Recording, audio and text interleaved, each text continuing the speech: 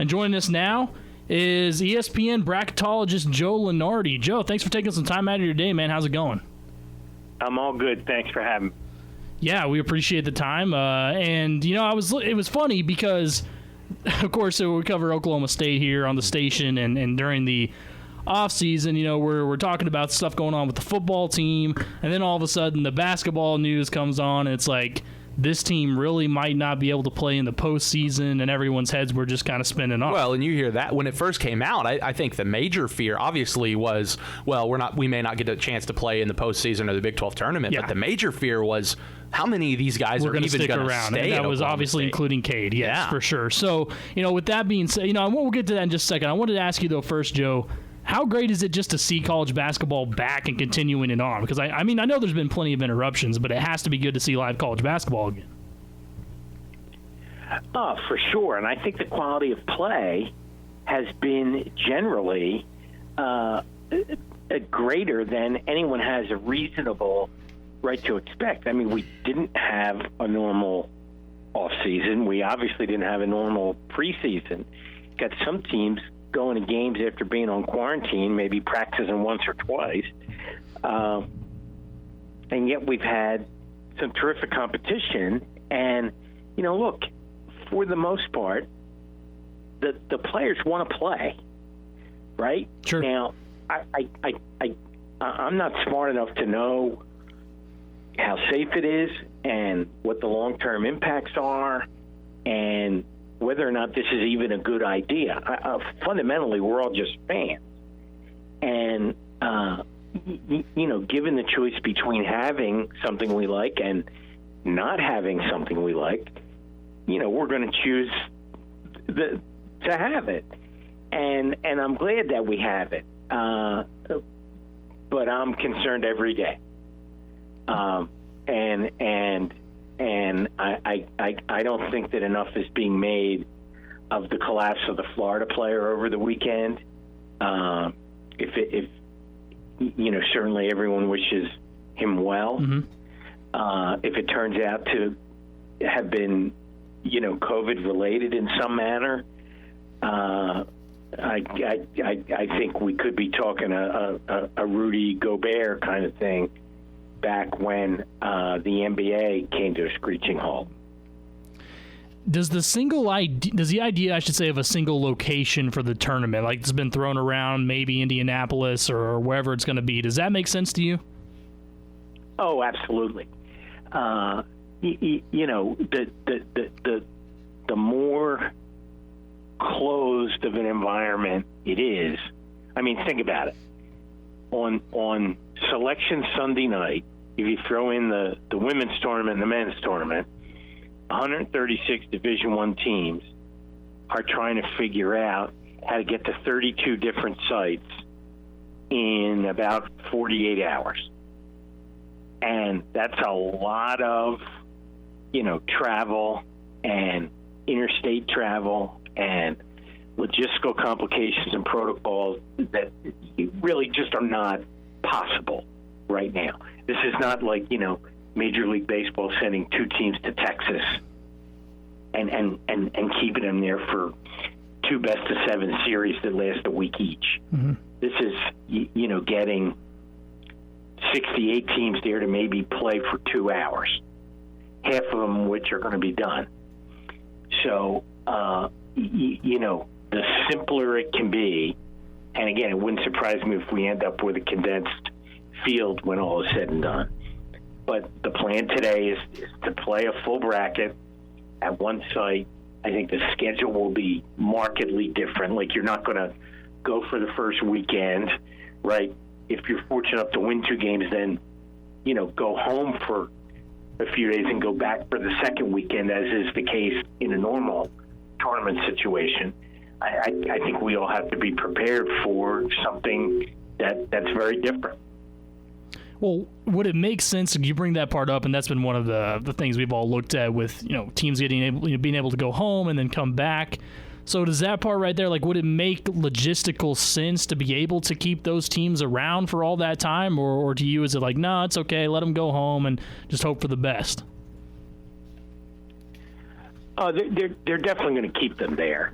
I can't imagine that you would send them out of whatever kind of quarantine bubble situation is put in place and have them leave and go back to, all different places across the country and then say, all right, let's give the Sweet 16 a week off and have them come back. Mm-hmm. Like that makes no sense to me. It's going to be hard enough to get them all there, get them all tested, get them all playing. Like, maybe the example at Mohegan Sun where they had, 20-some teams come in and play multiple games. I have to think that people were taking notes and that we're going to see something like that.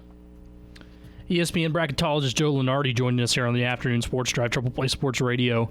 Okay, so let's look at Oklahoma State here a little bit, because I remember when you tweeted about it the other day, people were like, wait, what does this mean? So can you explain a little bit more to the listeners what the stay means on Oklahoma State's postseason ban while their appeal is pending? Yeah, I think there was a lot of confusion here, and I may have indirectly caused some of it. Because at least in my history of dealing with the NCAA and sanctions and the Committee on Infraction, even if an appeal was taking place, it's not innocent until proven guilty. It's guilty until proven innocent, at least with regard to individual student-athlete eligibility. And the NCAA actually keeps an official list of eligible teams for its championships at all levels. Like there's a Division II women's soccer eligibility list, right? And just as obviously pertinent to this conversation, a Division I men's basketball list. And I can tell you that in what I do, we work from that list as a pretty strict measure. And when the season started, Oklahoma State was not on the eligible list. Now, as it turns out, that seems to be maybe more of a clerical error, if you will, because they had filed an appeal which generates what's called an automatic stay. It kind of postpones the sanction until the appeal is heard. But the left hand and the right hand somewhere weren't necessarily communicating, because the filing of that appeal did not result in a change to the team eligibility list. So in doing some digging last week, it turns out that this automatic stay is, in fact, in place. The eligibility list will have to be updated. And until the appeal is heard, and if it were to go against the institution, then their eligibility remains in place for the Big 12 tournament and the NCAA tournament. So the million-dollar question is, when will the appeal be heard? And does Oklahoma State benefit maybe from the pandemic and the conditions and the inability to maybe have the appeal and the hearing or whatever's going to take place? Yeah, sure. And does the can get kicked down the road here? Mm-hmm. I don't know the answer to that, and I don't think the institution knows the answer to that. We know that in the case of Georgia Tech a year ago, they had a similar postseason ban, not for the same reason, but that they had a one-year postseason ban, and they filed an appeal, and they also had a stay. But when it was clear that they weren't, going to be above 500 and really threaten in the postseason, they withdrew the appeal and served the penalty, which seems to me to be a little bit capricious. But, that's what the rules allow, and why not take advantage of it? It'll be interesting to see here. Again, this is all going to be about timing, and I just hope for the Cowboys' sake that they don't, decide to hear the appeal on, March 4th and render a decision on March 11th. during the quarterfinals of the Big 12 tournament. But, I mean, we've all seen kind of knuckleheaded things like that happen in college sports. We certainly have. That's absolutely true. With Oklahoma State starting 6-0, what do you think about the team so far? And additionally, Cade Cunningham, obviously, he put it away against Wichita State in the last game. But what do you think about the team so far? Yeah, I think anytime you can win on the road, and I don't care whether there's fans or not, it's still harder than winning at home. We are talking, kind of young kids here in foreign environments to be able to go on the road at a Marquette, a borderline tournament team, Wichita State in some turmoil, certainly, but still winning on the road is something. A few minutes ago I was on radio in Arkansas talking about the Razorbacks, and they're also 6-0, and they haven't left their gym, they haven't left their state, and they haven't played anybody ranked inside like the top 150 in the country. Well, Oklahoma State has done much more than that, and I think for a young team with the uncertainty surrounding the program, that if anything, they've been a little extra aggressive in scheduling, and they're probably as well prepared as they can be under the circumstances for league play, and with a shorter non-conference season this year for pretty much everyone, league play is going to be what determines your eventual fate. And I think they start earlier than most. Don't they play a league game this week? Yeah, they do. They start against TCU in a couple of days. Yeah, and it's going to come down like it always or often does for all except the very, very top teams in the major conferences. Can you stay above 500 in your league? Because generally speaking, history will tell you that if you're a winning team in the Big 12, you're going to see your name on Selection Sunday, and that's going to be the challenge for Oklahoma State. For you, is Cade Cunningham going to be the first pick in the NBA draft next year? Yeah, I'm not. That is not my ology, if you will. But he's got to be on the short list. Mm-hmm. And this time next year, I don't think we're going to have to be worried about him, missing any meals. Yeah, no, I think that's a fair answer for sure. ESPN bracketologist Joe Lunardi joined us here on the Afternoon Sports Drive. So, with Oklahoma State technically eligible right now, can you tell us where you would have Oklahoma State currently in the bracket? Yeah, there's a new bracket coming out tomorrow. They weren't in any of the brackets up to this point for all the reasons that we explained. And yes, we will see Oklahoma State in the bracket tomorrow as a 10 seed, which is, they've been floating in the 8, 9, 10 range. I've been keeping track of where they would fall, irrespective of the eligibility considerations. They would be higher, but they do have kind of 3 cupcakes that weakens their record a little bit. But, again, if they can kind of tread water or a little better than that in the Big 12, they're only going to go up. To you, do they crack the top 25 at some point this season? I would say probably not, because I think, to do that, generally you move up in the polls by not having any losses. Like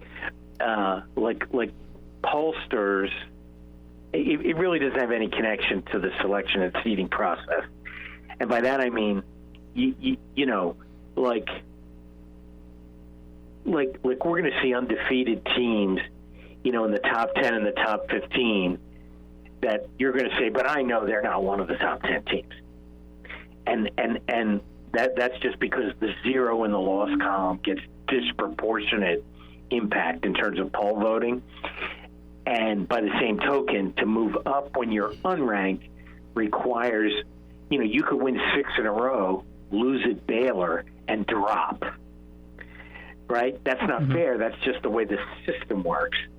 And I think because of that, and because it's going to be hard for anybody to have a sustained winning streak in this year's Big 12, it's going to be hard for Oak State to get that kind of electoral momentum going. But who knows, right? The Electoral College is meeting today. Maybe they're voting for Oklahoma State. Very well could be.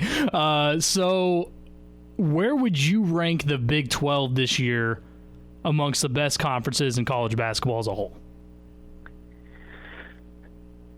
I think the Big Ten is the best because it's the deepest, but I think the Big 12 is 1A because the top of the Big 12 is really good. I mean, Baylor's a potential Final Four team. I'm not going to rule out Kansas until proven otherwise. I think West Virginia is the potential Final Four team. I know Tech thinks it is.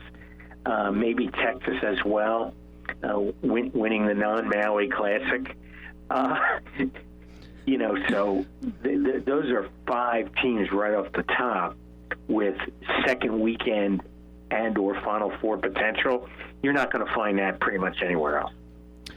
So I had to throw this question in here for you because I've always personally been a big North Carolina fan.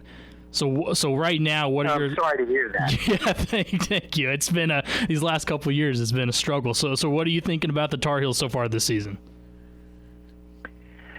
I think they're going to be Sweet 16 good. I don't think they're Final Four good. But certainly a healthy rebound and return to the NCAA tournament. Okay. I think I can work with that. That was a little better than maybe I expected. Well, that's very kind of you because, it's got to be hard to root for a team like Carolina, that in a bad year, only wins 22 games. Yeah, that's exactly right. And speaking of that, in the ACC, what did you think of the timing of Duke canceling the rest of their non-conference schedule and then Coach K saying maybe everyone should rethink playing right now?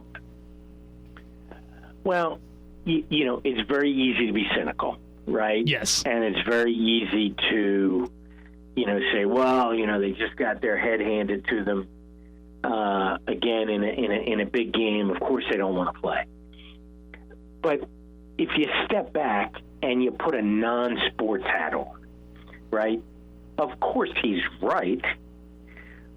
Like in of all of the parts of our society, like if you can only call something essential or non-essential, clearly college sports are non-essential. That doesn't mean we don't want them as much.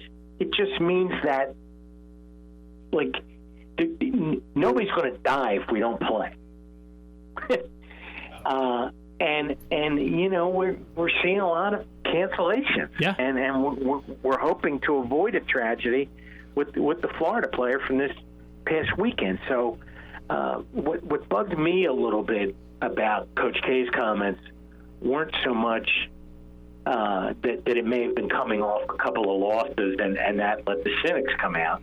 It's that this is the same guy who, like a month and a half ago, wanted all 357 teams to go play in the tournament. Yeah, that's exactly right. So, to me, that's a little bit of a contradiction. Sure. Yeah, no, I thought that too. He was the front runner for that. In addition to it being a colossally bad idea from a competition standpoint. If we knew everything we knew about the resurgence of the virus and the timing of possible vaccines, would we have started in November? I think not. But we didn't know, and we're making the best of it, and there's honor in that. But when you have number 1 and number 2, Gonzaga and Baylor, scheduled to play a big time game, and an hour before the game it gets canceled. Yeah. That's just maybe tells you something. A couple more things here real quick before we let you go. The first one, you kind of brought it up there with what Coach K and the ACC coaches were talking about, let's get everybody in the tournament this year. When you did hear that initially, how much did you think, was the NCAA in your mind ever going to go with that, or was that ever a real possibility? I don't believe it was ever a real possibility. And if it was anybody other than, the dominant figure in the sport making the suggestion, I think it would have been laughed off the sports page. Mm-hmm. Because, just because the number of non-competitive teams that there are, you want to expand it within reason, because we're not sure enough about the at-large field to include everybody who's good because of the mixed nature of the season. Totally get it. To have team number 347 playing team number 5, and to have them travel and have to go through all the protocols and precautions that are in place, just so we can check a box, that doesn't make any sense. Team number 357 this year is Mississippi Valley State, and they played Arkansas a couple of weeks ago, and they lost by 80. Not 8, not 18, not 38, 80. Wow. So I rest my case. That's unbelievable. Okay, last thing. We were talking about Oklahoma State basketball, and while Cade Cunningham obviously stands out as the guy, the engine that keeps everything going, who else on that team stands out to you for the reason Oklahoma State is 6-0 and maybe their success coming up in the Big 12? Well, I got to tell you, it's more the way than the who, because they just have a toughness and a defensive kind of mindset under Mike Boynton that I think is really admirable. The other freshman, and I want to get this right, am I saying it right, Moncrief? Yep, Matthew Alexander Moncrief, yep. I mean, impressive to start, good shooting start. Rondell Walker, I think, is an interesting player. Mm-hmm. You have 3 freshmen like that throwing Cade Cunningham in there, and you figure to just keep getting better and better as the year goes along. So I certainly think they'll be in the tournament, and I just hope that for Cade Cunningham's sake, he's not like a Ben Simmons that never gets the chance. Yep. Joe, appreciate your time. Thanks so much for hopping on with us and letting us know everything there with Oklahoma State. We appreciate it as always, man, and we'll make sure to tune in to the Bracketology show and all that good stuff, and can't wait for March. You got it. Thanks for having me. All right, Joe Lunardi. You can follow him on Twitter at ESPN Lunardi, and don't forget to check out the Bracketology show on ESPN+. A lot of good stuff there from him.